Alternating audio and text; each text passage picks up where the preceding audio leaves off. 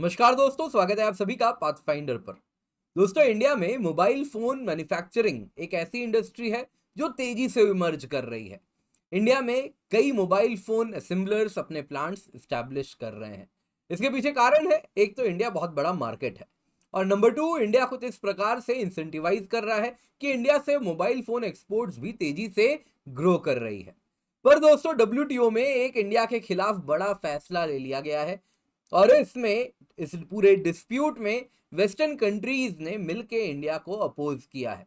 और जिसके अंतर्गत इसको यदि फॉलो करना पड़ा है इंडिया को, तो इंडिया में ये जो मोबाइल फोन मैन्युफैक्चरिंग का पूरा इकोसिस्टम है, कहीं ना कहीं इसको बहुत बड़ा नुकसान हो सकता है।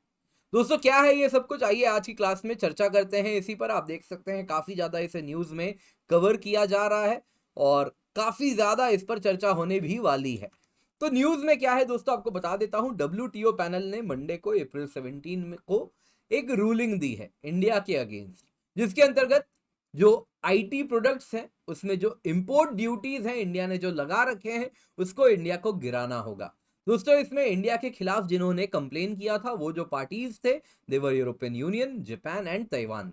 इन तीनों देशों के सिवा अन्य देश थे जो कि थर्ड पार्टीज थे इस डिस्प्यूट में, जिसमें कुछ देशों की अगर हम बात करें तो US, Turkey, UK, Norway, Singapore, Thailand, Russia, Brazil, Korea, China, Canada, Indonesia जैसे कुछ देश थे। टर्की को आप तुर्की भी बोल सकते हैं। तो ये सारे थर्ड पार्टीज थे, यानी कि ये डायरेक्टली इन्वॉल्व नहीं थे डिस्प्यूट में, लेकिन ये अगर आप देखें तो इस मैटर में सब्सटैंशियल इंटरेस्ट होल्ड करते हैं। तो पूरा इशू क्या है, आइए पहले आपको ये बताता हूं। दोस्तों, बात शुरू होती है 2017 में। जुलाई 2017 में इंडिया ने 10% का कस्टम्स ड्यूटी लगाया था मोबाइल फोन्स पर और अन्य आईसीटी प्रोडक्ट्स पर।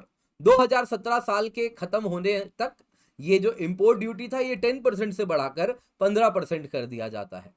2 साल बीतते हैं, 2019 आते आते कुछ मोबाइल फोन कंपोनेंट्स पर, mobile phones as a whole, integrated circuits, इन पे इंपोर्ट ड्यूटी बढ़ाकर 20% कर दिया जाता है।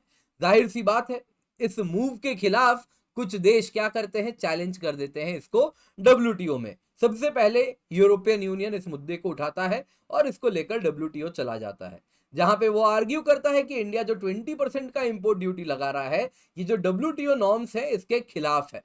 जो maximum import duty India under WTO लगा सकता है, इंडिया उसका उल्लंघन कर रहा है। और सेम चैलेंज लेके जापान और ताइवान भी चले जाते हैं, जो कि सिमिलर कंप्लेंट्स फाइल करते हैं। दोस्तों, यहाँ पे जब हम मोबाइल फोन कंपोनेंट्स की बात करते हैं, वैसे तो आप सब जानते ही हैं मोबाइल फोन में बहुत सारे कंपोनेंट्स हैं जो आपको विजुअली दिखते हैं, जैसे कि इसमें स्क्रीन होता है, पीछे कैमरा होता है, स्पीकर होता है, अलग अलग पोर्ट्स होते हैं जिसके द्वारा मोबाइल फोन से आप कनेक्ट भी करते हैं। इसके सिवा अन्य बहुत सारे कंपोनेंट्स होते हैं, जैसे आप देख सकते हैं अलग अलग प्रकार के, यहाँ पे आप देखें तो इंटीग्रेटेड सर्किट्स होते हैं।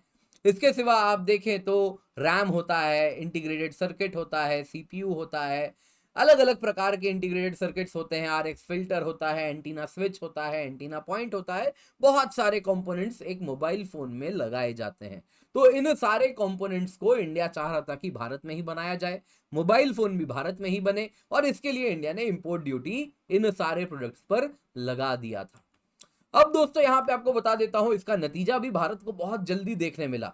2017-2019 के बाद बहुत तेजी से इंडिया में मोबाइल फोन मैन्युफैक्चरिंग या मोबाइल फोन असेंबलिंग तेजी से ग्रो करने लगी। आप देख सकते हैं फाइनेंशियल ईयर 2020 की अगर हम बात करें, तो इंडिया में जो करीबन करीब 2,500 करोड़ रुपए की मोबाइल फोन प्रोडक्शन हो रही थी, जो कि 2 साल खत्म होते तक या होने तक, यानी फाइनेंशियल ईयर 2022 आने तक डबल से ज्यादा हो गया।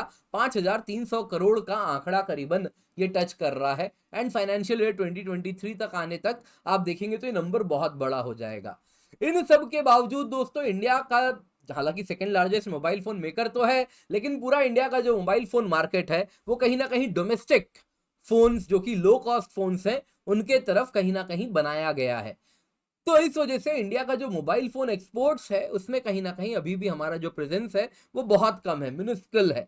हालांकि इस पर भी काम किया जा रहा है, और ऐसा कहा जा रहा है कि इस फाइनेंशियल ईयर के अंत तक हम $10 बिलियन का मोबाइल फोन एक्सपोर्ट्स करने वाले हैं, जिसमें एप्पल और सैमसंग बहुत बड़ा रोल प्ले कर रहे हैं। पर दोस्तों ये सब सपना कहीं ना कहीं अधूरा हो सकता है यदि डब्ल्यूटीओ पैनल के डिसीजन को इंप्लीमेंट कर दिया गया। तो दोस्तों डब्ल्यूटीओ ने क्या कहा है वो आपको मैं बता देता हूं। तो उन्होंने इंडिया को रिकमेंड किया है कि जो डब्ल्यूटीओ के ऑब्लिगेशंस हैं उसको इंडिया माने, कंफर्म करे। पैनल ने फर्दर कहा है इंडिया को अपने टैरिफ्स को अमेंड करना होगा। जो इंपोर्ट ड्यूटी लगाया है मोबाइल फोन पे, मोबाइल फोन कंपोनेंट्स पर, इंटीग्रेटेड सर्किट्स पर, उसको कम करना होगा एंड डब्ल्यूटीओ के रूल्स के साथ अलाइन करना होगा।